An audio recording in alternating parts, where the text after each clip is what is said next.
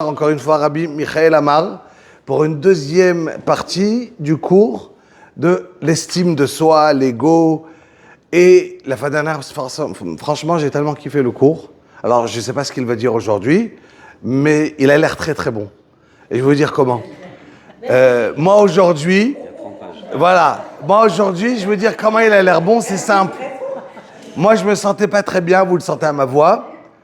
Et ça, c'est la lune. voilà, je lui ai dit, donc il devait donner cours. À 6h, il m'envoie un message. Désolé, ma voiture est en panne, je viens pas. Il a voulu entendre 3 fois, mais non, je t'apprécie, il faut que tu viennes. Je lui ai dit, je comprends comment on travaille sur l'estime de soi. C'est la meilleure manière, c'est de lui dire, je lui ai dit à la fin, Erev Tov. Je lui ai dit, tu prends un hélicoptère, mais tu y arrives. Il y a pas de, ça n'existe pas de dire, j'ai un problème. De Rouchalaïn Baïd Vagan. Donc, Rabotaï, ça vaut la peine. Il prend la première partie et je suis tout de suite après Bezrat Hashem pour la suite. Mets-le sur ton, voilà. Et Bezrat Hashem, qui fait bien. Je suis avec vous, j'écoute de l'autre côté. Alors bonsoir à tous. Je suis content de vous retrouver. Bezrat Hashem pour la deuxième partie du cours. Et Rabbi Emmanuel, tu ne peux pas t'imaginer à quel point tu m'as introduit le sujet. C'est exactement ça. C'est-à-dire, tu as dit, je voulais entendre, non, il faut que tu viennes. C'est la première partie d'Arav Israël Salanter, donc tu vois, c'est une super introduction. Alors juste pour résumer un petit peu, la dernière fois, on avait parlé un petit peu du processus, comment l'Yetzer Hara, il avait créé ce qui s'appelle l'ego. En fait, l'ego, il a commencé depuis le début, donc comme on avait dit avec Adam Arishon, ensuite il a pris un sacré coup, et ensuite, lui, l'Yetzer Hara, lui, il a tout le temps, il est capable de construire des plans qui durent sur des milliers d'années, et c'est ce qu'il a fait. Il a fait en sorte qu'on arrive maintenant à cette génération-là, avec quelque chose d'énorme à l'intérieur de nous, l'ego qu'on a à l'intérieur de nous, et maintenant on va essayer de le définir, et grâce à ça, on va comprendre un peu, alors, qu'est-ce que je suis ? Qu'est-ce que ça veut dire avoir d'estime de soi ? Quand est-ce que ça s'appelle être quelqu'un qui a un ego qui n'est pas à sa place ? Et qu'est-ce qui s'appelle estime de soi ? Parce qu'une chose, il faut savoir, il ne faut pas confondre orgueil et ego. Effectivement, l'orgueil peut venir d'un ego démesuré, mais un ego, on en a besoin. C'est-à-dire, sans ego, on n'a même pas cette sensation d'exister. C'est-à-dire, c'est quoi l'ego ? Ça veut dire, je suis une entité séparée, différente des autres. Donc, il faut, oui, avoir un ego quelque part. Raphaël Shmulevitz, il dit, on ne peut même pas commencer. Il a dit un Ben Torah qui dédie sa vie à la Torah. Il a dit, il ne peut même pas avoir la force d'ouvrir une Gemara s'il n'a pas un certain ego pour se battre contre le Yetzer Hara. Parce que s'il se prend pour une serpillière, alors le Yetzer Hara, il va l'empêcher de fonctionner complètement. Donc, il faut avoir déjà une certaine forme d'ego. Mais il faut avoir ce qu'on appelle un ego metoukan, un ego qui a sa place, un ego qui a été recadré. D'accord ? Et donc, c'est ça qu'on va essayer de comprendre. Alors, quand est-ce que l'estime de soi, ça s'inscrit comme un ego qui est à sa place ? Et quand est-ce que l'estime de soi, en fait, c'est une fausse estime de soi ? Donc, c'est ce qu'on va essayer de comprendre ce soir. Donc, c'est justement ce qu'il disait. Rav Israël Salanter, il dit la chose suivante. Rav Israël Salanter, il a dit « En lit palé à la midgal benegilo » il ne faut pas s'étonner de quelqu'un qui s'enorgueillit par rapport aux gens de son âge, de sa tranche d'âge, par exemple, malgré le fait qu'il a beaucoup de défauts, de se dire « Mais comment c'est possible ? Il ne voit pas ses défauts. Pourquoi il s'enorgueillit sur les autres ?» Alors il a dit « Non, ce n'est pas du tout étonnant. » Il va expliquer un petit peu le mécanisme. C'est-à-dire, je me sens supérieur aux autres. D'accord ? Et alors, il va décrire un petit peu le processus. Il dit comme ça. De par le fait qu'une personne, elle aime beaucoup se glorifier, elle aime entendre des compliments. Et donc, il a cette chose en lui qu'il va tout le temps augmenter sa valeur à l'intérieur de lui, d'accord ? Dans son subconscient, il va toujours se dire « je suis quelque chose, je vaux quelque chose, je suis très bien dans tous les aspects » et ainsi, il va trouver toujours des choses qui vont dire « ah, je suis quelqu'un de spécial ». Et d'un autre côté, son subconscient, il va toujours essayer de mettre de côté ses défauts. Il ne veut pas les regarder et à un tel point que « ou les chalotam kalil mergashad nafsho », ça veut dire il va repousser ses défauts à un tel point qu'il va complètement oublier leur existence, d'accord ? Complètement, il ne va plus les sentir du tout.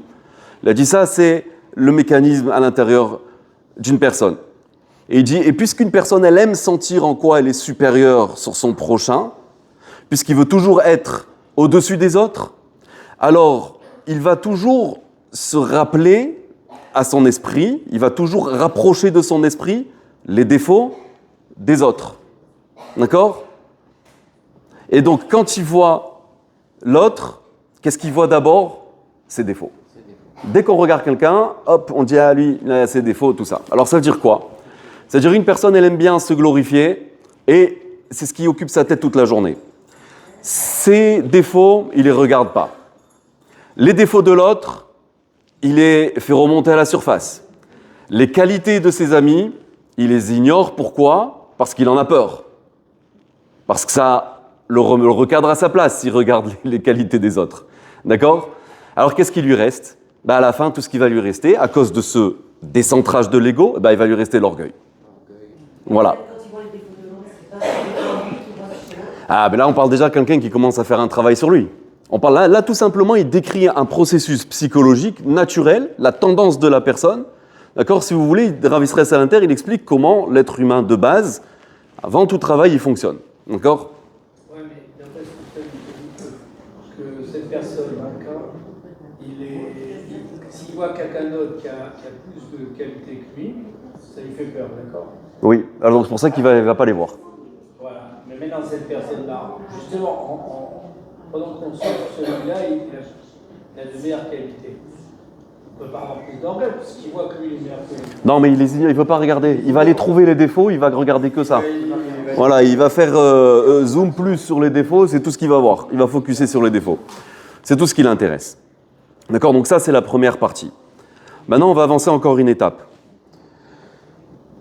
C'est quelque chose qui n'est pas directement lié à l'ego, mais ça va nous donner une image très claire de ce à quoi on va arriver après. Vous savez, lorsque Yosef il s'est dévoilé à ses frères, et qu'ensuite Yaakov il est niftar, les frères ils sont allés retrouver Yosef, ils lui ont dit s'il te plaît, pardonne-nous ce qu'on a fait envers toi, on t'a fait que du mal et ne nous en tiens pas rigueur.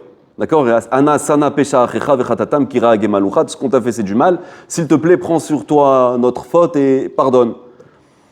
Et là, qu'est-ce qu'il leur répond Yosef ? Il dit n'ayez crainte, ki atachat Elohim ani, parce que je ne suis pas à la place. Car est-ce que je suis à la place de Dieu ?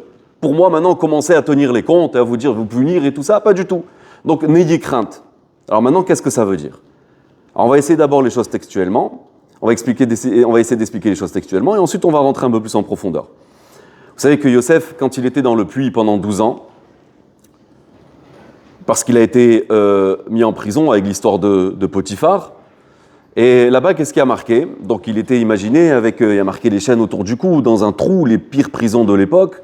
Et on nous dit, Dieu était avec Yosef, et Yosef, c'était quelqu'un qui réussissait. Vayi ish matzliach. Et tout ce qu'il fait, Akadosh Baruch Hu lui donne la réussite. Vous pouvez me parler de quel genre de réussite on a avec des chaînes dans un trou dans le noir, et on parle de quelqu'un qui réussit, c'est ça ? Tu as eu des rêves, il n'y a rien qui s'est concrétisé pour l'instant, tu t'es retrouvé dans le pays le pire avec le plus d'impureté de la terre, tu avais un bon boulot, il y a tout qui est parti à volo, tu te retrouves dans un trou pendant 12 ans, et on dit, c'est ça, la réussite. Voilà, Yosef, c'est le symbole de la réussite. D'accord ? Alors, qu'est-ce qui se passe ? Alors, il faut comprendre que Paro, d'accord, qui est une des manifestations du Yetzer Hara, vous savez que les lettres du nom de Paro, c'est aussi Oref, Aïn, Resh, P, c'est la nuque. Dans la nuque, c'est là-bas que se trouve que le Yetzer Hara, il commence à avoir un contrôle sur la personne. C'est un sujet pour une autre fois. En tous les cas, Paro lui-même, il vient directement de l'essence même du Nachash, du serpent originel, d'accord ? Et quand Yosef il est sorti de prison, parce qu'on lui a dit, voilà, il y a quelqu'un qui peut expliquer tes rêves, Paro, il a essayé de faire tomber Yosef. Qu'est-ce qu'il lui a dit ? Il a commencé à lui caresser l'ego. Il lui a dit, regarde, Shamati alecha tedach halom liftoroto, j'ai entendu que tu sais expliquer les rêves, tu as ce pouvoir-là qui est spécial. Et quelqu'un d'autre, il aurait dû dire, ouais, effectivement, je sais expliquer les rêves, c'est son occasion de monter sur le podium et de sortir de là où il était. Donc, quelqu'un d'autre, qu'est-ce qu'il aurait fait ? Il aurait vanté ses qualités, tu sais de quelle famille je viens, et tu sais aussi ce que je sais faire. Et à un moment, j'ai même dirigé la maison d'un de tes ministres. Et lui, qu'est-ce qu'il fait ? Il dit, Biladai, Elohim, c'est Akadosh Baruch Hu, c'est pas moi. D'accord ? Et il va le dire 5 fois. 5 fois, dans ses propos avec Paro, d'accord, qui était anti Akadosh Baruch Hu, il va lui rappeler, non, c'est Akadosh Baruch Hu. D'accord, sans aucune peur, sans aucune honte. Bilada Elokim Yanet Shlom Paro, encore plusieurs fois il a ressorti le même langage, jusqu'à un tel point que Paro, il s'est dit, bon, il faut que je parle sa langue, d'accord? Et c'est ce qu'il dit, Animtsa kaze ish asher ruach Elokimbo. Est-ce qu'il y a quelqu'un d'autre, comme lui, qui est habité de l'esprit divin? Quand il a entendu les conseils qu'il lui a donnés, comment il a expliqué les rêves, il a expliqué d'un point de vue économique, il a vu que toutes les explications qu'il avait reçues jusqu'à présent, elles ne tenaient pas la route. Et il a dit, est-ce que je vais trouver quelqu'un d'autre qui est habité de l'esprit de Dieu? Même lui, il a reconnu finalement Paro. Et Ruach Elokim. Ruach, c'est là où se trouve l'ego de la personne. Le Nefesh, vous savez, le Nefesh, il est à faire avec le Nefesh Abéhéma, c'est l'instinct de la personne. Tout ça, c'est habité par la Touma de la personne. La Neshama, elle se retrouve, elle est au-dessus de la personne, c'est quelque chose de Kadosh qui est intouchable. Alors, où se trouve l'ego de la personne? L'ego, il se trouve entre le Nefesh et la Neshama, et c'est le Ruach. D'accord? Et lui, il dit, regarde, son Ruach, lui, il est habité de l'esprit de Dieu, lui, il n'a pas d'ego. Même Paro, il a reconnu à la fin. D'ailleurs, on le dit, En Adam Chote, Elaim Ken, Nirnesabo, Ruach Shtut. Quand est-ce qu'une personne faute? C'est quand il y a un esprit de folie qui est rentré à l'intérieur de lui. C'est quoi? Où il vient cet esprit? On utilise le terme Ruach. C'est là-bas, c'est là où l'ego se trouve la personne. C'est ça qui fait dévier la personne. Alors maintenant, retournons aux frères de Yosef. D'accord? Donc on refait avance rapide dans l'histoire. On retourne au moment où les frères demandent pardon à Yosef. Et Yosef, qu'est-ce qu'il leur dit? Atachat Elokim Ani. Rappelez-vous, Paro, il a dit Ruach Elokim Bo, il a l'esprit divin. Et donc là encore, Yosef, il parle de Akadosh Baruch Hu. C'est quoi l'explication?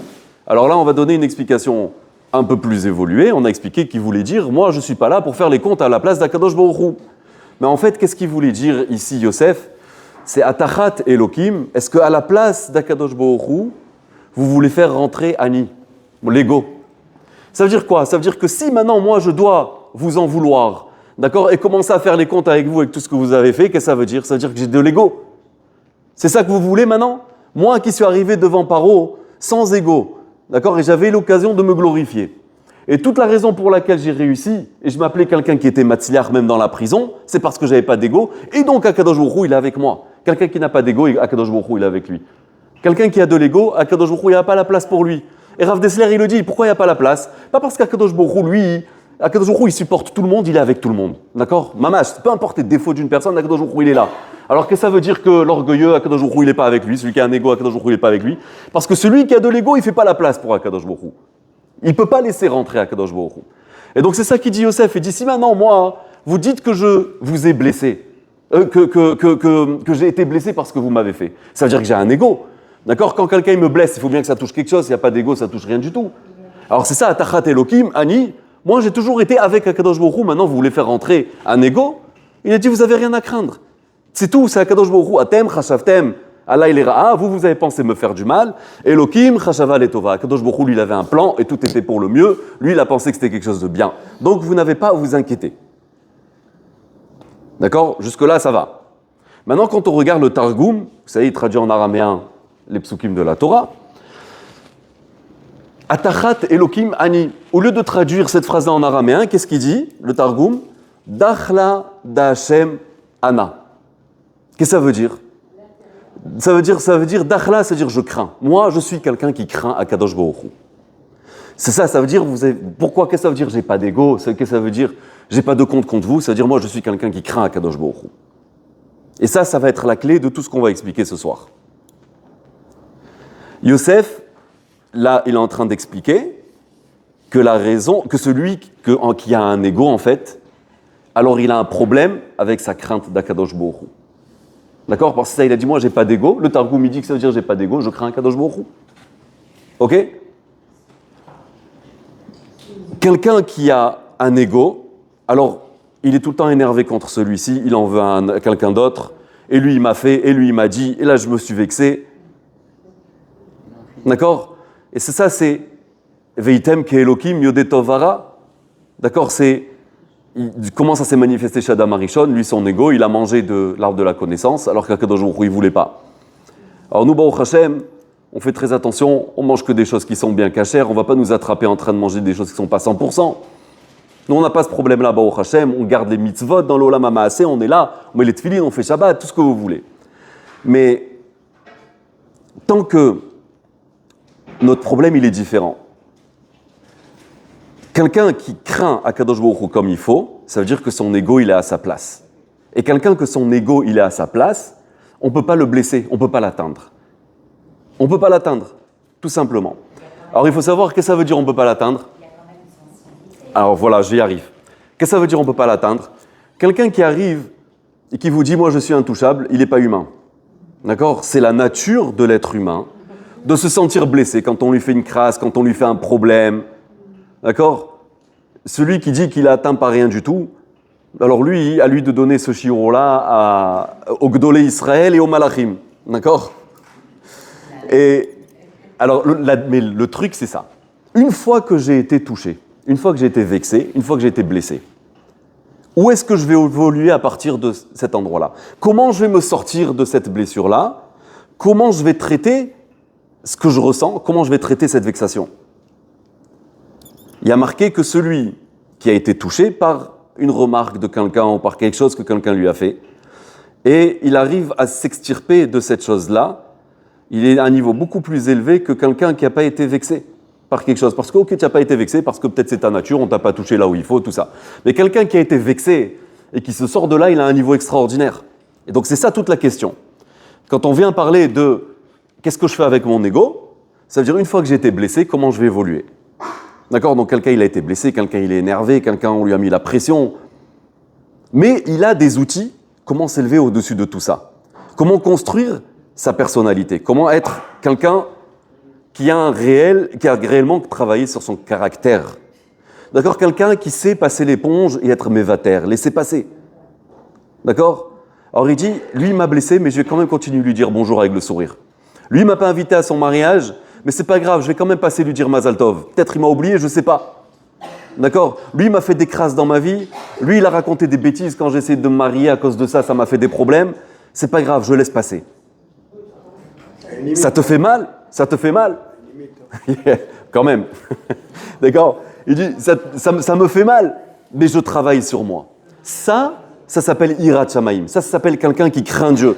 Alors on est là, on se dit, bon, alors si je crains Dieu, ça veut dire qu'il y a Kadosh de Baruch Hu dans ma vie, d'accord? Et donc, je vais travailler sur les blessures, les choses qu'on va me faire et tout ça. Non, c'est pas aussi simple que ça, vous allez voir, c'est une autre dimension complètement. On va ouvrir un autre monde complètement. Ne soyez pas si rapide à faire le lien entre la Hirat Shamaim et le fait qu'une personne, elle est capable de travailler sur elle. On va l'expliquer. D'accord? Et petit à petit, une personne, elle arrive et elle se construit. Et elle a des kelim, elle étudie la morale, la Torah. Elle met en place des systèmes pour surmonter quand on la blesse. Et elle accepte les choses comme il faut. Petit à petit, elle sent qu'elle devient quelqu'un d'autre. Et c'est là qu'elle va atteindre ce qu'on appelle avoir du erer atzmi, une réelle estime de soi. Une réelle estime de soi. Comment ça fonctionne? Tout d'un coup, ce qui m'importe, c'est pas ce que les voisins y pensent de moi. C'est pas à quelle place je suis assis à la synagogue. C'est pas quelle alia on va me donner. Et que quand on va pas me la donner, ça devient un sakanat nefashot, il va faire une syncope parce qu'on lui a pas donné chichi à Rosh Hashanah. D'accord? Il y a même pas... D'accord? Et donc ça devient plus son barème. Ça devient plus les choses par lesquelles il va gérer. Voilà, pareil. Alors pour les femmes, je vous laisse trouver les exemples. Si j'en ai un qui me vient en tête, je le sortirai. D'accord. Et d'accord, donc ça arrête d'être ces barèmes par lesquels il décide qu'est-ce qu'il vaut dans la vie. Tout d'un coup, ça va être d'autres choses. Alors maintenant, on va rentrer un petit peu plus en profondeur dans les choses pour comprendre qu'est-ce que c'est l'estime de soi. Et prenons par exemple l'exemple d'un stylo. D'accord, je prends un stylo tout simple, pilote, d'accord, qu'on trouve à 12 shekels dans un magasin. Maintenant, sa valeur, c'est quoi qui définit la valeur de cet objet-là? Est-ce que la valeur, elle est intrinsèque à l'objet ou c'est quelque chose qu'on attribue à l'objet? Alors la réponse, elle est que c'est quelque chose qu'on attribue à l'objet. D'accord? Par exemple, je rentre dans un magasin, il y a 2 stylos identiques. Et je demande au vendeur combien il coûte le premier stylo, il me dit 12 shekels. Et je lui dis le deuxième stylo, qui a l'air identique, combien il coûte, pourquoi il affiche un prix différent, c'est une erreur. Il fait non, pas du tout. Celui-là, je l'emmène d'un autre pays, ça me coûte plus cher, donc je le vends plus cher. Donc qui c'est qui a décidé en l'occurrence la valeur de l'objet ici? C'est le vendeur. La valeur, elle n'est pas intrinsèque à l'objet, c'est celui qui le vend qui va décider combien ça vaut, par exemple, en l'occurrence. D'accord? Maintenant, imaginez, je rentre dans le magasin, 2 stylos identiques, le premier 12 shekels, et le deuxième, il me dit, ah, celui-là, 10 000 shekels. Alors je dis, en quel honneur? Il fait, parce que ce stylo, il a appartenu au Gaon de Vilna. Est-ce que vous êtes prêt à payer 10 000 shekels, 10 000 euros? D'accord, c'est à titre d'exemple. Bien sûr, il y a même des gens qui paieront 10 millions pour un stylo qui a appartenu au Gaon de Vilna, avec lequel il a écrit ses chidushim, tout ce que vous voulez. Pourtant, le stylo, c'est exactement le même celui du Gaon de Vilna, il est vide pour vous dire, d'accord? Il n'y a plus rien dedans. D'ailleurs, vous voulez que je vous dise, il y a Rav Asher Weiss, c'est un très très grand décisionnaire en Israël, et un des Gdolim, il était très proche aussi de Rav Ovadia Yosef. Et lui, à chaque fois qu'il finit un stylo, il fait un petit sioum, d'accord? Parce qu'il écrit des chidushim, et donc pour célébrer le fait qu'il a encore fini un stylo pour écrire de la Torah, il marque le coup avec ses enfants chez lui à la maison et tout ça. Et une fois quelqu'un, donc il a un pot plein de stylos vides. Et une fois quelqu'un qui est venu lui dire, et ça je l'ai entendu de sa propre bouche, il a raconté effectivement quelqu'un qui était prêt à payer 10 000 shekels pour lui acheter le stylo. Et alors il a dit, mais qu'est-ce que tu vas faire avec? Il fait, pour moi, c'est le symbole d'un gadol qui a écrit des chidushim et tout ça, il n'y a pas de problème. Alors il a dit, ok, je te le vends, 10 000 shekels, ça va partir à mes institutions, il n'y a pas de souci. Alors il a dit, mais par contre, j'aimerais une photo avec vous et le stylo pour montrer que de qui je l'ai acheté, d'accord? Alors il a dit, alors c'est comme ça, c'est plus cher, d'accord? Mais histoire réelle, d'accord? Maintenant, on va demander, pourtant le stylo, c'est exactement le même stylo. C'est la même cartouche, du même plastique, c'est exactement la même chose. Donc pourquoi pour ce stylo, je vais payer 10 shekels, et pour ce stylo qui a appartenu au Gaon de Vilna, je suis prêt à payer beaucoup plus cher? Et la réponse, c'est que je ne paye pas pour le stylo lui-même. Je paye pour ce que le stylo, il représente. D'accord? C'est évident. Quelqu'un qui ne connaît pas le Gaon de Vilna, il va me dire, non, tes 10 000 euros, tu te les gardes.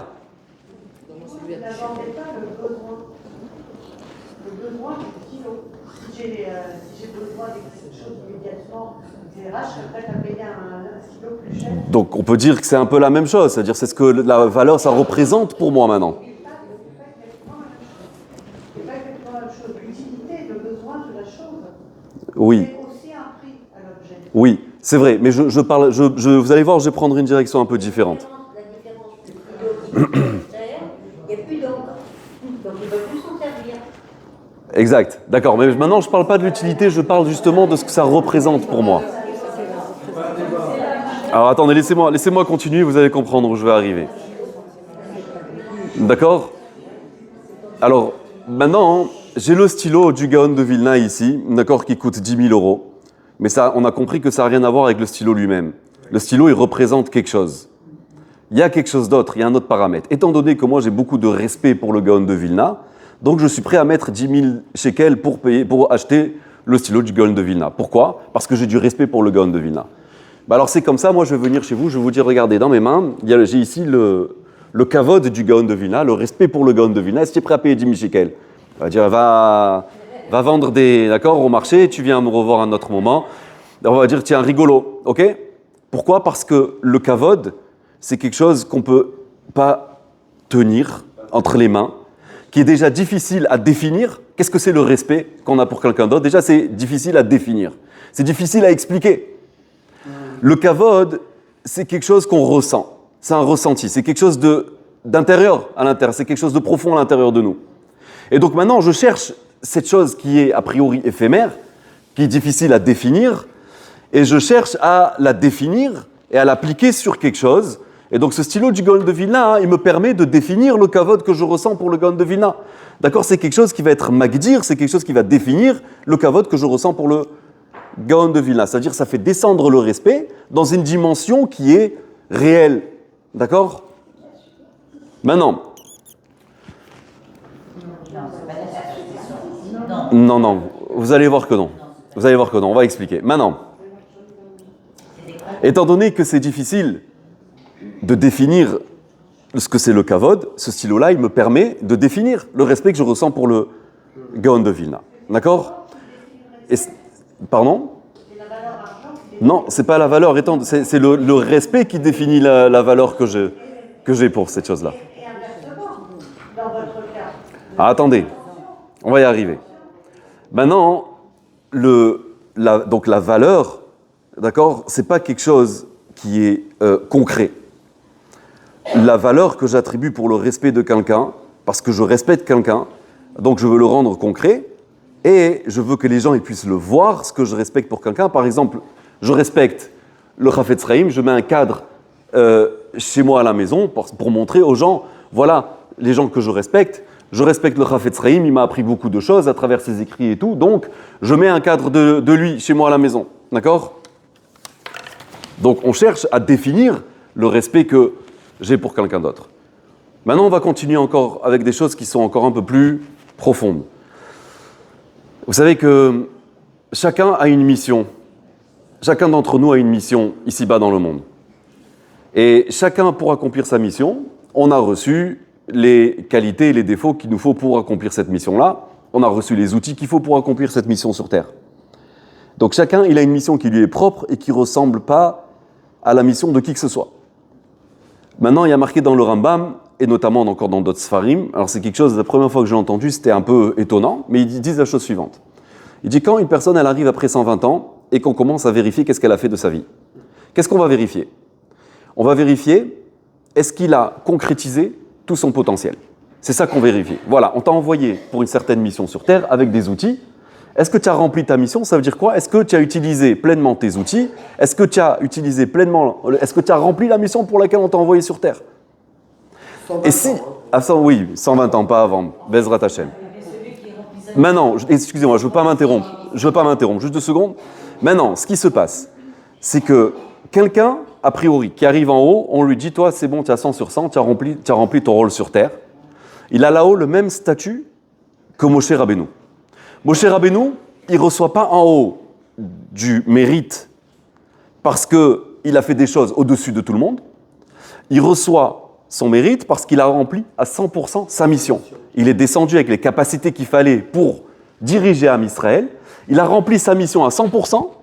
Si moi, j'arrive en haut à 120 ans et j'ai aussi rempli ma mission à 100%, je suis au même niveau que Moshe Rabbeinu. Au même titre que lui, j'ai rempli ma mission, comme lui, il a rempli sa mission sur Terre. Malgré que lui a tué quelqu'un. C'est autre chose. D'accord? Il y avait des raisons pourquoi il a fait. Maintenant, même si je suis quelqu'un de simple, si j'ai rempli ma mission à 100%, je vais recevoir en haut, d'accord, mon sachar comme Moshe Rabbeinu. Ma récompense comme Moshe Rabbeinu. C'est extrêmement étonnant. Maintenant, chacun a sa mission sur Terre. Chacun, il doit faire des efforts pour remplir sa mission. Si une personne, elle n'est pas paresseuse, si elle fait tout ce qu'il faut faire, d'accord, et que la personne, elle arrive à remplir la raison pour laquelle elle a été créée, alors il a rempli son rôle. Alors maintenant, la question à $1 million. On peut savoir que la mission est remplie ou pas. Ça aussi, on va y arriver. Notre mission, elle est composée de beaucoup d'aspects, d'accord? Maintenant, la question, elle est comme ça. Si je suis prêt à payer $10 000 pour le stylo du Gaon de Vilna, pourquoi? Parce que c'est quelqu'un que je respecte. Pourquoi? Parce que lui, il a rempli sa mission sur Terre à 100%. Alors, quelle est la différence entre moi et lui si moi, je remplis aussi ma mission à 100%? Pourquoi qu'on ne paierait pas $10 000 aussi pour mon stylo? Si moi aussi, j'ai rempli ma mission complètement. Oui, mais on n'est pas tous au même niveau. On est bien d'accord. Hein? Chacun a une mission différente. Chacun, il a sa mission. Chacun a une mission différente, il est né avec des outils différents et ainsi de suite. Mais maintenant, le but, c'est de concrétiser son potentiel. On est d'accord. Voilà, le Gaon de Vilna, il a concrétisé son potentiel. Si maintenant, moi aussi, je concrétise mon potentiel, pourquoi on ne paierait pas $10 000 aussi pour mon stylo? On dit toujours, un juif, il a du potentiel parce qu'il a la chance d'avoir un pote au ciel. Ça marche. D'accord. Alors, je continue. D'accord? Maintenant, mais il faut savoir une chose. Vous savez, Rabbi aussi, il est monté en haut. Et quand il est redescendu, il a dit, j'ai vu quelque chose de phénoménal en haut. C'est en fait ceux qui sont considérés en haut, ici-bas. En haut, ils sont considérés en bas. Et ceux qui sont en bas, ici-bas, en haut, ils sont en haut. D'accord? Ça s'appelle Olam Afur Raiti. J'ai vu que le monde, il est à l'envers. Ok? Et c'est ça. C'est-à-dire, c'est ça qu'il faut comprendre. Vous savez qu'on a des témoignages de gens qui ont passé des morts cliniques et qui sont revenus ensuite, donc. Et en haut, ils ont dit, je veux revenir. Et on a dit, pourquoi tu veux revenir? Ils ont dit, écoute, je vais étudier la Torah toute la journée. Et vous savez ce qu'on leur a dit? Il y en a déjà plein qui étudient la Torah, il n'y a pas besoin. Il n'y a pas besoin de toi. Et après, ils ont dit, mais oui, mais j'ai laissé derrière moi une femme qui est malade, d'accord? Et elle n'arrive pas, elle a besoin de quelqu'un pour l'aider à s'occuper de la maison. À peine ils ont ouvert la bouche, on les a ressuscités tout de suite. Akadosh Baruch Hu les a renvoyés sur terre. C'est-à-dire quoi? C'est-à-dire que parfois, on croit que notre mission, c'est des choses grandioses, d'accord? Et qu'il faut que ça corresponde à un certain moule et à une certaine norme dans la société ou de ce que vous voulez. Mais en fait, on a chacun notre propre rôle. Et c'est ça. Qu'est-ce que ça veut dire Elionim le Maala, Vetartonim le Mata? D'accord? Qu'est-ce que ça veut dire le Olam Hafur Raiti? C'est qu'en haut, ce n'est pas forcément les choses qu'on croit qui sont importantes ici, qui sont importantes là-haut. Et chacun, on a son rôle qui est spécifique. Et c'est ça toute notre importance. Une personne, elle peut être née pour pouvoir venir en aide à une autre personne. Et c'est ça là-haut, la chose sur laquelle il va recevoir son 100%. D'accord? Et on va inscrire tout ça, vous allez voir. Pour l'instant, on est juste en train de poser encore les briques. Et on ne voit pas encore l'image totale. Et ils ont dit, moi je pensais que finir le chasse, connaître toute la Torah, c'était la chose la plus grande au monde. Et quand j'étais dans le ciel, j'ai compris que parfois même des choses toutes petites, comme par exemple revenir sur terre pour aider quelqu'un, eh bien c'était ça la chose la plus importante. Vous savez que le Ritvaz, c'était un très très grand rave en Europe, et il avait écrit des sfarim déjà sur tout le chasse, il était extrêmement malade. Et les médecins, ils ont dit qu'il n'y a pas de chance qu'il s'en sorte. Et il a demandé à Kadosh Baruch Hu pourquoi il était malade. Et on lui a dévoilé du ciel. Et on lui a dit, ok, on va te laisser en vie, mais il faut que tu prennes sur toi de poser la table de Shabbat tôt le vendredi matin. Allez comprendre. C'est ça. Pour ça, on le ramène sur terre. C'est-à-dire qu'on ne comprend pas forcément qu'est-ce qui est la hiérarchie des choses, qu'est-ce qui est important, qu'est-ce qui n'est pas important. Alors là, la question, on n'a fait que renforcer la question. D'accord? C'est-à-dire qu'effectivement, si moi j'ai rempli mon rôle sur terre, ça peut être aussi important qu'un gadol qui a rempli son rôle sur terre. Alors pourquoi on ne payerait pas aussi 10 000 shekels sur mon stylo? Il ne veut pas lâcher son stylo. Hein. Et maintenant, et pourtant, ceux qui iront payer 10 000 shekels ou 10 000 dollars pour le stylo du Gaon de Vilna, et pas pour le mien, ils auront raison quand même. Et on va expliquer pourquoi. C'est pour cette raison qu'il y a une différence entre un Waterman et un Mont Blanc. Et un Mont Blanc. D'accord? Alors, on va expliquer ça. La réponse, elle est que Béhémet, effectivement, je vais payer 10 000 dollars pour le respect que j'ai envers le Gaon de Vilna. Quel respect j'ai envers le Gaon de Vilna? On va expliquer. Pour la Bechira. C'est quoi la Bechira? Le choix. La capacité de choisir. D'accord? Un animal, il n'a pas la capacité de choisir, c'est quelque chose qui est propre à l'être humain, il a la Bechira. C'est vrai qu'une personne, elle a beaucoup de capacités, elle a beaucoup de dons, elle peut faire beaucoup de choses. Et il y a beaucoup de choses qu'Akadosh Baruch Hu a mis en elle. Et c'est vrai que je peux arriver au même niveau que Moshe Rabbeinu si je remplis mon but sur terre. Mais ça dépend d'une chose. Ça dépend de quoi? Qu'est-ce qui fait qu'un gadol, c'est devenu un gadol? C'est parce qu'il a utilisé son koach abechira, sa capacité de choisir, jusqu'au bout. Jusqu'au bout, jusqu'au bout. Il n'y a pas un domaine dans sa vie où il n'a pas intentionnellement choisi qu'est-ce qu'il allait faire. D'accord? Il n'y a pas un endroit dans sa vie où son libre arbitre, il n'est pas rentré là-bas. Sa capacité de faire un choix conscient. Ils ont travaillé sur eux encore et encore, jusqu'à que chaque aspect de leur vie, il soit sous le contrôle de faire un choix conscient. Donc quand je paye pour le stylo d'un gadol, je ne paye pas pour sa Torah. Je ne paye pas par le fait que c'était un tzaddik. Je ne paye pas pour la qualité de cette filote, et encore moins pour son stylo. Mais parce que je le respecte, pourquoi? Parce que c'est quelqu'un qui a travaillé toute sa vie à choisir dans tous les domaines de sa vie. Et grâce à ça, il a pu concrétiser toutes ses capacités. Pourquoi? Parce qu'il n'a pas laissé un domaine dans sa vie où il n'a pas consciemment réfléchi et décidé quel chemin il allait prendre. D'accord? Vous savez que Rav Wolbe, il dit quand on va arriver en haut, on ne va pas nous faire un examen pour savoir combien on connaît de Torah et est-ce qu'on maîtrise ou pas tel et tel maserta. On va regarder celui qui a concrétisé ses capacités jusqu'au bout. Lui, c'est quelqu'un de grand. Et quand quelqu'un, maintenant, il a un choix dans la vie, et il ne sait pas quoi faire, et il décide de ne pas regarder qu'est-ce qu'un tel il va dire, ou qu'est-ce qu'on va penser de lui, ou alors quel intérêt il va avoir de faire cette chose-là, mais il met tout d'abord Akadosh Baruch Hu devant lui. Et en fait, au bout du compte, Ma Hashem Elokecha Shoel Mimcha, Qui imleira. Qu'est-ce qu'Akadosh Baruch Hu, il te demande? Une chose, de le craindre. C'est tout ce qu'Akadosh Baruch Hu, il te demande. Et donc, une personne, elle a devant elle Akadosh Baruch Hu, et il se dit maintenant, qu'est-ce qu'Akadosh Baruch Hu, il veut de moi à ce moment-là? Et en fonction de ça, je choisis. Ça fait la guerre à l'ego de la personne. Ça recadre l'ego de la personne. Ça emmène la personne à avoir un ego qui est metoukan, qui est recentré, qui est à sa place. D'accord? Et d'ailleurs, regardez, on dit Akol bidei shamaim, chutz mirat shamaim. Qu'est-ce que ça veut dire Akol? Akol bidei shamaim. C'est quoi qui est tout entre les mains d'Akadosh Baruch Hu? Juste quand je suis d'humeur à dire, de toute façon, je peux rien y faire, c'est Akadosh Baruch Hu qui décide, pas du tout.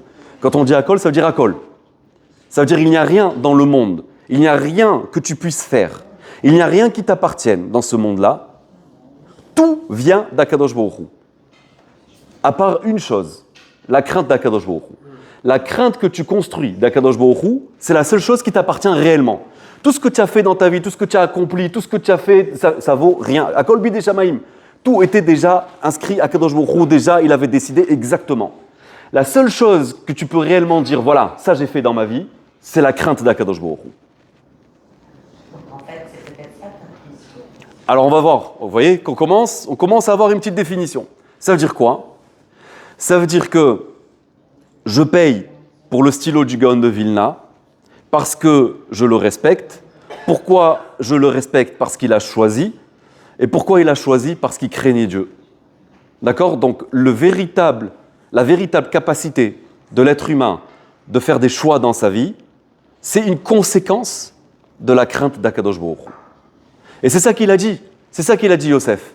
Quand il a dit, c'est quoi l'ego? Dachlad Hashem ana, je crains Akadosh Baruch Hu. Tous mes choix, ils sont imprimés par la crainte d'Akadosh Baruch Hu. Donc ça, c'est Akadosh Baruch Hu qui a décidé ce qui devait se passer. Et donc, ça s'est passé comme ça. Maintenant, vous voulez que moi, je vous en tienne rigueur? Pas du tout. Et ça s'appelle quelqu'un qui est matzliach, même s'il est au fond d'un bord. Même ça s'appelle quelqu'un qui réussit, même s'il est au fond d'un puits. Même s'il a des chaînes autour du cou. Pourquoi? Parce qu'il n'y a qu'une chose qu'il voit. D'ailleurs, regardez, un jour, il est arrivé chez le maître boulanger, et Chancey, il est arrivé chez eux, il leur a dit « Pourquoi vous êtes de mauvaise humeur ?» Alors, de quelle humeur on est censé être quand on est dans un trou noir en prison? Non, autour de Yosef, tout le monde est de bonne humeur. C'est ça qu'il arrivait à imprimer autour de lui. Comprenez? Parce que lui, il voyait qu'une chose. Si je suis là, c'est qu'Hachem il a voulu et je le vis parfaitement bien. D'accord? Et c'est ça l'influence qu'il avait sur les autres. Donc maintenant, tu veux savoir qu'est-ce que tu vaux? Tu veux savoir quelle est la réelle estime d'un juif? D'accord? Il faut maintenant la définir. Et la définir, c'est combien de points de choix tu as dans ta vie. Combien de choses tu te laisses aller et combien de choses tu as en contrôle. D'accord? Quelqu'un que chaque chose qu'il fait dans sa vie, c'est par choix, plus une personne, elle est en contrôle, plus elle fait les choses par choix, plus c'est ça l'estime qu'elle va avoir d'elle-même. Mais attention, pas des choses que je fais seulement dans le judaïsme. Ça, c'est des choses où on a été éduqué, c'est des choses auxquelles on s'est habitué. C'est des choses déjà qui sont intégrées dans notre ego. Moi, je suis quelqu'un qui va à la prière. D'accord? Moi, je suis quelqu'un qui étudie tant et tant de temps par jour. Moi, je suis quelqu'un qui fait du chesed. Ça, c'est des choses qu'on est habitué à faire. C'est des choses qu'on a déjà intégrées. C'est des choses déjà où notre ego, il est déjà là-dedans. Maintenant, on parle de quel choix? Comment je vais faire les choses? Maintenant, je vais à la synagogue de toute façon. OK? Donc, est-ce que je vais le faire en mode automatique? Allez, on ouvre la corbanote et je me retrouve à la fin de la tefila. Je ne sais même plus qu'est-ce que j'ai dit, qu'est-ce que j'ai pas dit. D'accord? Parfois, j'ai rêvé. Je me dis, attends, mais j'ai fait schéma ou j'ai pas fait schéma finalement? Ça fait quand même peur un peu parfois. D'accord? Mais en fait, c'est ça. C'est-à-dire maintenant, j'arrive à la synagogue et je choisis maintenant de me concentrer. Et je me dis, OK, alors je vais me concentrer un peu mieux qu'hier. Et je choisis maintenant comment je vais faire les choses. D'accord? Donc c'est surtout dans les midot, les traits de caractère. Je choisis comment je vais me comporter avec quelqu'un d'autre. Je choisis comment je vais faire les choses que je fais déjà. Donc je vais m'investir. C'est ça le choix que je vais faire. À chaque fois de nouveau, tous les jours un petit peu mieux. C'est la conscience que je vais apporter dans chaque chose que je vais faire. C'est ça le choix, c'est ça la bechira. D'accord? C'est ça le réel libre arbitre. Vous savez que quand vous parlez avec quelqu'un qui veut rien avoir à faire avec la Torah, il va dire moi je suis quelqu'un de libre, je fais ce que je veux. Réellement, tu fais ce que tu veux? Pas du tout. Tu fais ce que le Yetzer Hara, il te dit que de faire tous les jours. Tu choisis même pas. Il y a des normes de société, il y a des normes de ceci, tu as tes envies. Et tu suis. D'accord? Quand est-ce que je choisis réellement ce que je vais faire? Quand est-ce que je choisis? C'est quand je recadre en mon ego. Pourquoi? Parce que je choisis en fonction d'un temps 2 minutes. Qu'est-ce que je suis là? Moi, je suis pour accomplir quelque chose sur Terre. D'accord? Donc j'ai la crainte de Dieu qui m'a mis là sur terre. Donc je dis, qu'est-ce qu'Akadosh Baruch Hu, il veut maintenant de moi dans cette situation donnée? D'accord? Et on peut raconter beaucoup d'histoires là-dessus. Il y a une fois Rav Steinman, quand il est venu en France avec le Rabbi de Gour il y a une dizaine d'années, et ils ont loué des salles énormes, ils ont fait venir, il y avait je crois 10 000 personnes, quelque chose comme ça. Et il s'est assis, il a commencé à raconter des histoires. Il y a des gens qui lui ont demandé, Rav, les gens ils sont venus vous écouter de loin parce que vous avez raconté des histoires sur les tzadikim. Alors il a dit, écoutez, j'avais un petit safek, j'avais un doute que peut-être j'avais besoin d'aller aux toilettes. Et j'ai pas le droit de dire des divrei Torah. C'est la halakha. Je n'ai pas le droit de dire des divrei Torah si j'ai besoin d'aller aux toilettes. Donc c'est pour ça que j'ai raconté des histoires. Il fait oui, mais il y a des gens qui sont venus. Il fait bah, c'est ça la halakha. C'est-à-dire il a une chose de lui en face, c'est la présence d'Akadosh Baruch Hu. Il n'y a pas de se dire bon, ok, c'est pas si grave. En fait, non. La halakha, c'est la halakha. Je ne peux pas dire des divrei Torah. Il y a 10 000 personnes qui sont venues m'entendre. Eh ben, ils écouteront des histoires. C'est comme ça. Vous voyez, donc ce qui imprime mes choix, c'est la crainte que j'ai d'Akadosh Baruch Hu. Et c'est comme ça que je réfléchis. Notre Rav, il nous raconte qu'une fois, on l'a appelé à une grande conférence à Bnei Brak, qui était avec le maire et encore d'autres députés, tout ça pour créer des nouvelles sociétés, pour permettre aux femmes de travailler et d'avoir des travails respectables et tout ça, pour celles qui veulent supporter leur mari, qui étudient tout ce que vous voulez. Et donc lui, on l'a appelé là-bas pour parler, et au fur et à mesure qu'il parlait, il y a sa conscience qui a commencé à le déranger. Et il s'est dit au bout du compte, moi, ce que j'ai étudié, merci beaucoup. Moi, ce que j'ai étudié, c'est que Kvod Bat Meler Pnima, que la place d'une femme, et ne me sautez pas dessus, c'est à la maison. D'accord? Et maintenant, je suis là en train d'essayer de convaincre les femmes de sortir de la maison, d'aller travailler, de ne pas s'occuper de leur maison et tout ça. Je ne peux pas faire une chose pareille. Mais en face de lui, il avait le maire, il avait plein d'industriels et tout ça. Il s'est dit, écoute, ceux-là, et pendant qu'il parle, il réfléchit à tout ça. Il se dit, ceux-là, dans une heure, je ne les vois même plus. Par contre, celui avec qui je vais devoir vivre tous les jours, c'est Akadosh Baruch Hu. Alors, je dois rester émettre avec mes principes. Alors, il a commencé à parler, il a expliqué, une femme ne peut se... Alors, je vais vous expliquer. Exactement. Mais vous venez parce que vous vous intéressez à c'est quoi votre rôle, et vous venez pour vous renforcer dans la Torah, pour ensuite mieux renforcer vos maris, d'accord, et ainsi de suite. Maintenant, j'ai combien de temps encore? D'accord. Bon, ok, on va avancer. Alors, il commence à parler, il voit qu'il y avait beaucoup de monde. D'accord, il y a beaucoup de monde qui commence à bouger un peu de manière... Ils n'étaient pas tranquilles sur leur siège, ils se disent, mais où il va lui? D'accord, il va nous détruire la soirée. Alors, il a dit, écoutez, regardez, une femme ne peut être épanouie, pleinement épanouie, que quand elle sent qu'elle est en contrôle de sa maison et qu'elle remplit son rôle à la maison, qu'elle s'occupe de ses enfants, qu'elle pourvoit pour sa maison et ainsi de suite. Il a dit, on a des cas, d'accord, et lui, il est dans le Shalom Bayit toute la journée, de femmes qui ont des très très gros moyens et qui peuvent prendre une bonne, même pour allumer la lumière. Elles n'ont pas besoin de bouger le petit doigt à la maison. Et elles étaient frustrées jusqu'au jour où elles ont compris que leur bonheur, c'était de faire pour leur maison. Et donc, dans certains rôles, elles ont remballé les bonnes, elles ont dit, ça, c'est moi qui tiens à la maison. Et c'est ça, leur épanouissement. Donc, il a dit, je me tourne ici vers tous les industriels. Il a dit, c'est très bien. Une femme aussi, parfois, elle a besoin pour s'épanouir, de sortir de la maison un peu. Elle ne peut pas rester plantée toute la journée à la maison. Elle a besoin de faire d'autres choses. Les nécessités économiques, elles sont que même pour quelqu'un qui n'étudie pas, il faut parfois qu'il y en ait deux qui ramènent la parnasse à la maison. Tout ça, c'est très bien. Mais je me tourne vers vous ici, messieurs les industriels.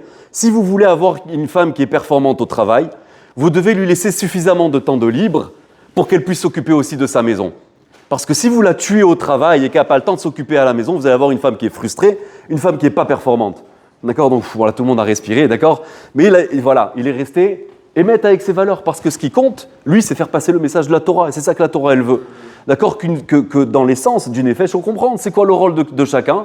Et pas courir vers des choses éphémères. Est-ce que la société, elle nous vend et croire qu'on va bien et nous vendre des je sais pas quoi. D'accord? Donc ça s'appelle faire un choix par Hirat Shamayim. Maintenant, qu'est-ce que ça me donne? Ça me donne que moi, je crée, moi, j'accomplis, moi, j'ai fait. Et ça donne un sentiment de plénitude à la personne, la capacité de faire le bon choix au bon moment, comme rien d'autre au monde. Et ça, c'est la valeur de l'être humain. Je veux avoir de l'estime de moi, c'est ma capacité de faire le bon choix au bon moment. Et la personne, elle fait encore un bon choix, et encore un bon choix. Et tout d'un coup, un jour, elle se retourne, elle se dit « Ah, je sens que je vaux quelque chose. Et pourtant, je suis ni avocat, ni médecin, ni j'ai gagné, je gagne 10 000 euros par mois, ni j'ai 4 villas, ni 3 Ferrari. Comment ça se fait que je me sens tellement plein? Pourquoi? Parce que tu as choisi, et encore fait le bon choix, encore fait le bon choix. Parce que tu as été créé pour faire ça. C'est ça. Pardon? Non, alors ça remet l'ego à sa place, justement. Parce que j'ai choisi, mais pourquoi j'ai choisi? J'ai choisi parce qu'Akadosh Baruch Hu, il est devant moi. Ça, c'est un ego qui est à sa place. D'accord? Et là, maintenant, je ne vais pas aller vendre tout ce que j'ai fait. Vous voyez, parfois, il y a quelqu'un, c'est des panneaux d'affichage. Vous parlez avec 2 minutes, et moi, j'ai fait ça à travers ma vie, et mes enfants, ils sont comme ceci, et mes grands-parents, ils sont comme cela, et mes frères, ils sont ça, et voilà ce que j'ai fait. Et tu sais qu'un jour, j'étais le grand patron de machin. C'est un panneau d'affichage, quoi. C'est un panneau de publicité. D'accord, le bonhomme. Mais une personne, quand elle est rassasiée à l'intérieur d'elle-même, elle n'a pas besoin. Elle n'a plus besoin tout d'un coup d'aller raconter à tout le monde « je suis ceci, je suis cela ». Pourquoi? Parce qu'elle est justement, elle est pleine de l'intérieur. Et quelqu'un qui est plein de l'intérieur, il peut aussi laisser la place ensuite aux autres. Il n'est plus là en train d'essayer de rabaisser les autres, en train d'essayer, pas du tout. Il peut faire la place aux autres parce qu'il se sent bien de quoi? Des choix que je fais. Je sais que quand arrive le doute, je sais que j'ai la capacité de choisir. Et ça, c'est quelque chose qui remplit la personne comme rien d'autre. Excuse-moi, il est plein parce qu'il a les cachets ou il est plein sans... Non, avec cachet. Non, il est plein. Pourquoi? Parce qu'il a, en fait, il a réalisé le but pour lequel il a été créé, c'est sa capacité de choisir, mais de quoi? De faire les bons choix. Choisir en fonction de sa Yirat Shamaim. Il y a marqué Yirat Hashem Hi Otsaro, le trésor d'une personne, c'est sa Yirat Shamaim. D'accord? Donc Reshit Rochma, le début de l'intelligence, c'est la crainte de Dieu. Reshit Rochma Yirat Hashem. D'accord? Yirat Hashem Hi Otsaro, c'est ça le trésor d'une personne. C'est ça qui remplit une personne, c'est la crainte d'Akadosh Baruch Hu. D'accord? Parce que j'ai été créé pour servir Akadosh Baruch Hu. Dieu émet, mais bien sûr. C'est ça, parce que c'est cette plénitude qui remplit la personne, c'est une vérité. C'est une vérité, la personne elle est là, elle n'a pas choisi en fonction de son Yetzirah, elle n'a pas choisi en fonction des autres, elle n'a pas choisi en fonction de son ego, elle a choisi pour les bonnes raisons, pour la Yirat Shamaim. Maintenant, c'est quoi la Yirat Shamaim? Alors je vais terminer avec ça. Imaginez maintenant vous avez un roi et vous avez le vice-roi. Le roi il est le plus souvent dans son palais, de temps en temps, une fois par an, il sort du balcon, il salue le peuple. D'accord? Vous avez le vice-roi, lui qui est en contact avec le peuple, avec les ministres, c'est lui qui concrètement il gère le pays. Donc il est tout le temps en contact avec le roi et c'est l'interface avec le peuple aussi, mais il est très très proche du roi. Et un jour, vous avez un ministre qui rentre, il voit le roi assis, détente avec le vice-roi, ils sont un peu en train de rigoler comme ça. Et le ministre, il capte l'ambiance, il se dit « Ah, c'est détente ici », il parle un peu au roi avec un petit peu un manque de respect. Et le roi, là, il lui dit « Écoute, tu as oublié que tu es juste qu'un simple ministre, garde, mettez-le au cachot pendant 2 mois, ça va lui rappeler la hiérarchie. » Et là, si vous regardez le vice-roi, vous voyez que le vice-roi, il se recadre dans sa chaise comme ça, d'accord? C'est-à-dire que de par la proximité qu'il avait avec le roi, d'accord, une relation intime, conviviale, vous pouvez parler même qu'il y a une certaine affection entre le roi et son vice-roi, ils sont très proches, tout ce que vous voulez. Voilà, mais là, qu'est-ce que ça veut dire? Ça brouille les limites. L'amour, il brouille les limites. D'accord? Je peux faire un avec quelqu'un, mais l'amour, il ne me définit pas. Par contre, la crainte, c'est ce qui me définit. À ce moment-là où le roi, il a réaffirmé son pouvoir, d'accord, et que le vice-roi, il a eu peur, ça a redéfini son rôle. Ça lui a rappelé que lui aussi, il n'est pas roi. D'accord? Donc c'est ça, ça veut dire, qu'est-ce qui me définit en bout du compte? Il faut avoir de l'amour pour Akadosh Baruch Hu, ça peut être un moteur, ça peut nous faire avancer, mais ce qui va me définir, c'est la crainte que j'ai pour Akadosh Baruch Hu. Et c'est ça, au bout du compte, qui construit l'estime que j'ai de moi-même. Voilà, et encore, on pourrait beaucoup s'étaler encore sur ce sujet-là. Pardon? Comment on sait qu'on est dans Comment on fait le bon choix? Non, comment on sait qu'on a fait le bon choix? Ben, c'est en se posant... le bon choix, il est composé de plein de petits bons choix. Parce qu'à force de faire les mauvais choix, parfois on dévie, et au bout d'un moment, on se dit « mais comment je me retrouve avec tous ces problèmes dans la vie? Comment je me retrouve avec ces choses qui ne font pas ?» Et en fait, on voit que c'est la somme de plein de petits mauvais choix. D'accord? Donc si, à chaque fois, on a la présence d'esprit de se dire « attention, qu'est-ce que je vais faire? En fonction de quoi je vais choisir? Uniquement en fonction de mon envie, ou en fonction de ce que je dois faire? J'ai un doute, alors je vais chercher qu'est-ce que la Torah, elle dit. Je vais moi-même m'instruire, je vais étudier la morale. Pourquoi? Parce que la morale, si vous voulez, c'est un panneau qui me dit attention. Est-ce que tu vas... C'est un garde-fou. Ça veut dire, à chaque fois que je vais faire un choix, si je dois faire un choix parce que je veux faire quelque chose, ça veut dire que j'ai un intérêt dans cette chose-là. Le fait même que j'ai un intérêt, alors ça fausse ma capacité de choisir. D'accord? Donc on a ce problème qui est construit, qui fait partie de notre identité, parce que je vais pas m'intéresser, je vais pas avoir envie de faire quelque chose si ça m'intéresse pas. Si ça m'intéresse, alors déjà je suis biaisé, d'accord? Donc je suis biaisé. Comment je vais faire un choix qui est équilibré? Comment je vais faire le bon choix? Eh ben, c'est justement l'étude du Moussar, écouter des cours de Torah, ça va me dire attention. Là, tu dois faire attention. Avant de faire ce choix-là, tu dois vérifier est-ce que tu n'as pas un intérêt qui va fausser le choix que tu vas faire à l'intérieur de toi. Donc je me pose les bonnes questions et grâce à ça, je fais un bon choix, et encore un bon choix, et encore un bon choix, et petit à petit, j'avance. Et c'est comme ça réellement. Il y a une prise de conscience et en faisant un khashbon nefesh. Exactement, alors je corrige et c'est ça la tchouva, c'est comme ça que je corrige, c'est ça le sujet du mois des louls. Et je me dis, alors où est-ce que j'ai dévié? Pourquoi je suis arrivé là où je suis arrivé? Et petit à petit je corrige, je peux changer des choses. C'est ça la force de la tchouva, c'est qu'elle peut tout changer. D'accord? Voilà, donc je vais m'arrêter là. On pourra encore parler longtemps de ce sujet-là. Mais voilà, en gros, donc c'est ça. On veut savoir c'est quoi la vraie estime de soi, c'est ça. Et après, qu'est-ce qui s'est passé? Il leur a dit, Yosef, il leur a dit aux frères, vous inquiétez pas, je vais continuer à pourvoir à vos besoins. Mais quel est le rapport maintenant avec pardonner et pas pardonner? Et il a compris que quoi? Que Yosef, les frères de Yosef étaient tellement bas qu'ils sont venus lui demander pardon parce qu'ils voulaient avoir leur prochaine ration? Pas du tout, ils étaient bien au niveau de ce niveau-là. Mais pourquoi? Parce que si Yosef, il avait eu de l'ego, il n'aurait pas pu être le vecteur du Shefa et de la Bracha d'Akadosh Baruch Hu pour nourrir le monde entier pendant ces années de famine-là. Donc c'est ça qu'il leur a dit, vous inquiétez pas, j'ai pas d'ego, je peux continuer à être le vecteur du Shefa qui fait vivre le monde. Parce que l'ego, il aurait fait barrière. Et ça, c'est un autre sujet encore. Voilà.